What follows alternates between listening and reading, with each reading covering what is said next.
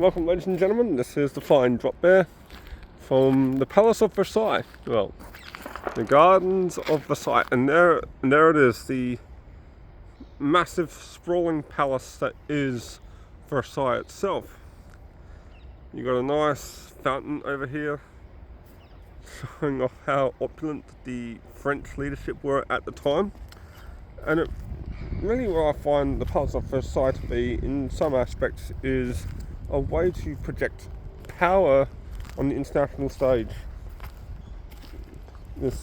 There is this mystique about the idea that you have certain rooms which show the glory of France's victories in the various battles and wars that they've been involved in, even though war itself is not particularly a healthy topic when you take into consideration the events that have taken place right now.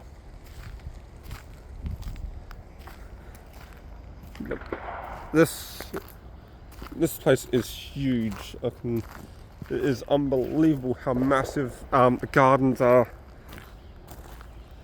But back to the topic at hand. When it comes to war itself, I went through the Hall of Mirrors, which is just a really intriguing part of the palace.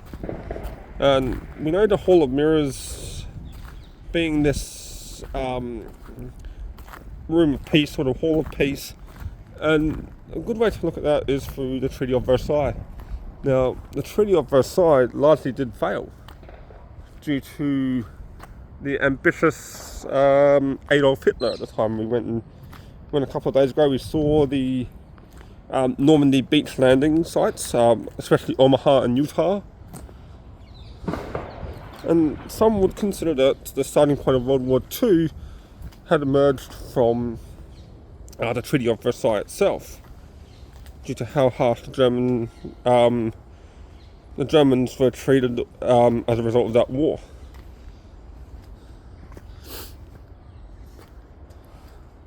But this is insane. I would say that this probably would have been a nice hunting grounds, maybe.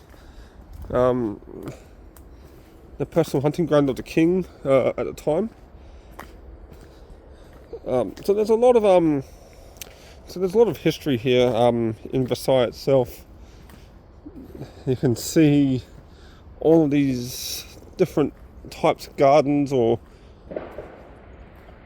where the king of France at the time, or the queen, or the emperor, or the empress, depending on which time period we're talking about, really set in motion how they wanted to be perceived on the global stage. These gardens were definitely probably designed to impress the diplomats that would have come to France.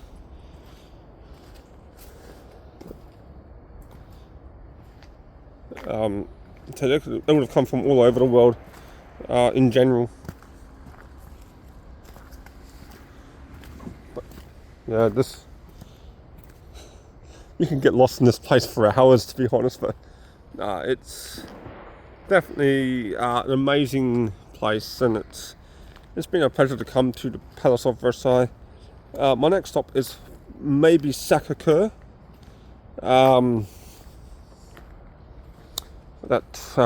We'll see what happens there. I've got plenty of train rides today, so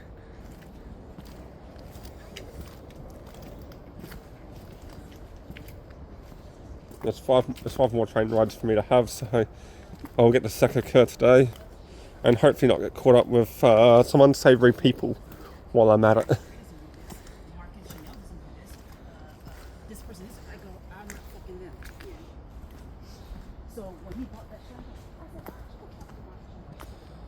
Unsavoury language, but what can you do about it? That wasn't me, so it's all good.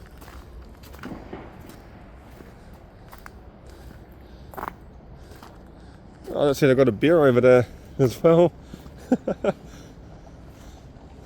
I don't think I'm going to be able to reach the entire garden itself. This is just too big. And look at that, right over there. That amazing palace. uh, just southeast of Paris. So let's see what's on the menu. Let's hope they've got some good beer. Oh, look at that, right down there.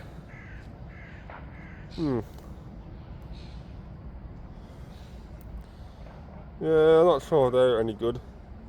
I'll give it a crack.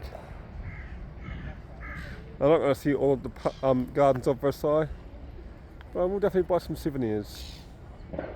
Alright, see you later guys. Hopefully it's Sacre-Cœur.